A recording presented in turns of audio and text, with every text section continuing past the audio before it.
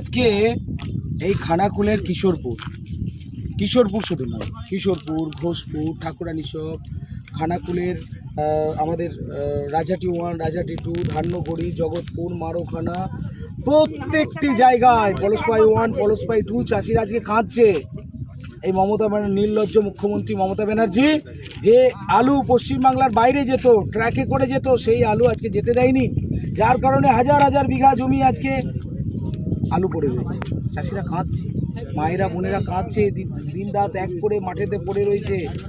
ঘরে রুগী, চিকিৎসা করাতে পারছে না, অভাবী আলু বিক্রি করতে পারছে না। তৃণমূলের নেতারা জবাব দেবেন। খানাকুলের যিনি প্রার্থী হয়েছেন পলাশ রায়, বড় বড় তৃণমূলের হয়ে লেকচার মারছে, জবাব দেবে। খানাকুলের চাষিরা ওনার কাছ থেকে জবাব নেবে।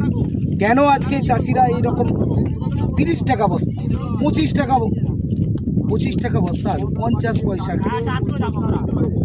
পয়সা থেকে 1 টাকা কেজি আলু, কি জায়গায় পৌঁছেছে চাষিরা? কোন জায়গায় পৌঁছেছে? এর জবাব দিতে হবে।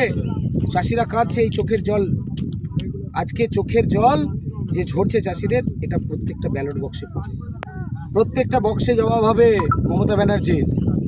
চাষিদের কান্না আমরা সইব না, আমরা আন্দোলনে নাম। চাষিদের এই যে আজকে হাজার হাজার বিঘা জমি কে দেবে, কে দাম দেবে? মমতা ব্যানার্জি দেবে? চাষিদের আজকে কাঁদাচ্ছে, নির্বাচনী ফান্ড বাড়াচ্ছে, তহবিল বাড়াচ্ছে, লজ্জা লাগে না? আজকে সারা হুগলি জেলায় একটা মাত্র স্টোর দেওয়া হয়েছে চাষিদের জন্য, আলু রাখার জন্য।